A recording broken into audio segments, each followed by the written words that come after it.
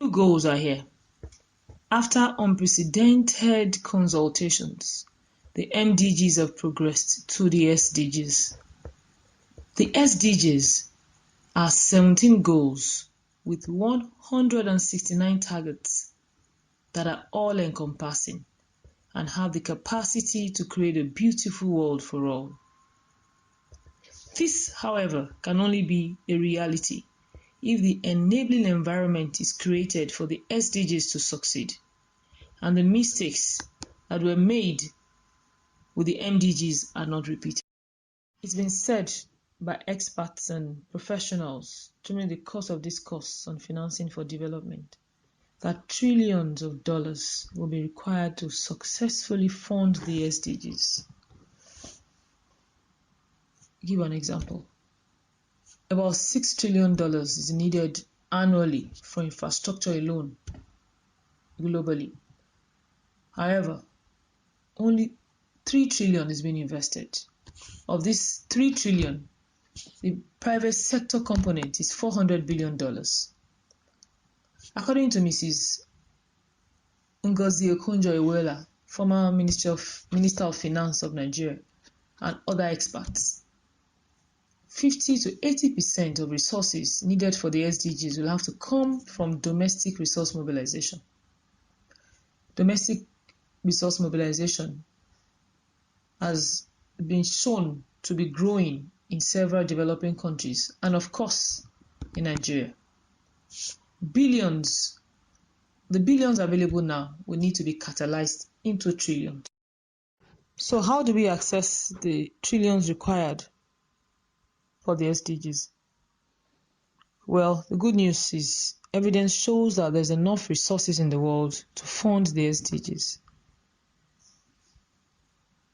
The private sector money just needs to be attracted to where it is required, where it is really required. We need to get the private sector to do more. In Nigeria, for example, the right indices must be put in place to attract the private sector and to drive domestic resource mobilization. The Millennium Development Goals were largely unachieved in Nigeria. An in-depth look at this table will show that in most of sub-Saharan Africa and of course Nigeria,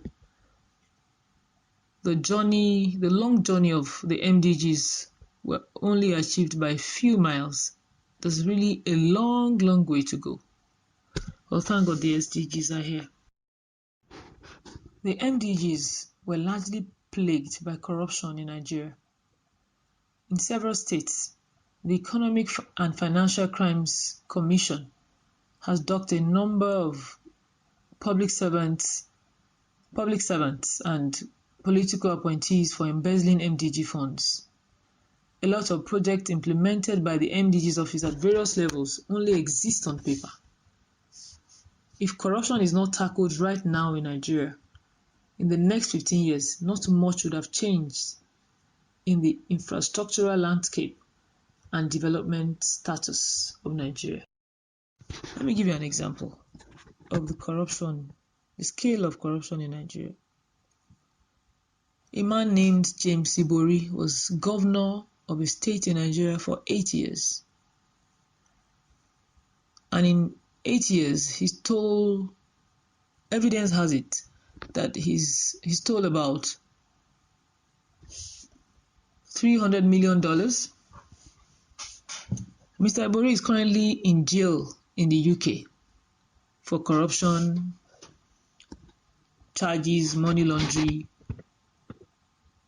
But this same Ibori was tried in Nigeria and was given a clean bill by a Nigerian court. $400 million. Alarming, right? Well, that's a scenario from Nigeria. It is of utmost importance and urgency that corruption is tackled in Africa and particularly in Nigeria. According to a report by the Global Financial Report on Integrity, in the last 10 years, over $1.2 trillion have been siphoned out of Africa. According to Mrs. Okonjo-Iweala, former Minister of Finance of Nigeria, 50 to 60 billion US dollars is annually siphoned out of Africa. Of this, Nigeria accounts for about $1 billion. Huge funds that could be used for so much development. Over the years, illicit financial flows seems to be growing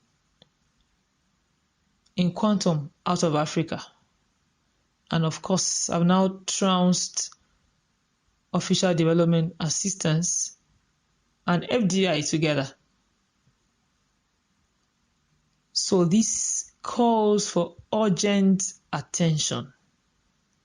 This trend should not continue. The trend of increasing illicit financial flows running into several billions and now trillions of dollars flowing out of Africa should not continue. I am of the opinion that whatever ODA comes to Nigeria now should be used to tackle making corruption unattractive. It should be used to build the right environment, the right mindset, the right indices should be put in place to make corruption unattractive. And also, very importantly, the West must stop harboring illicit funds. According to Ian Johnson, in one of the video talks, I quote, "The good international formula is in the national interest, and the welfare of the most vulnerable countries is in the interest of the more fortunate countries. If there is no haven for illicit funds, the lust and lure for illicit funds will diminish." The benefits of zero corruption in Nigeria would be enormous. Increase in government revenues. It will aid the rule of law. Internationally accepted best practices will be put in place. It will reduce perceived risk by investors, reduce poverty.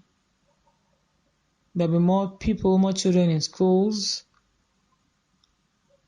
It will increase infrastructural development, improve healthcare delivery, improve social services. On the whole, it will create an environment that is attractive to private finance, both local and foreign. And of course, that raises investor confidence and attracts investment.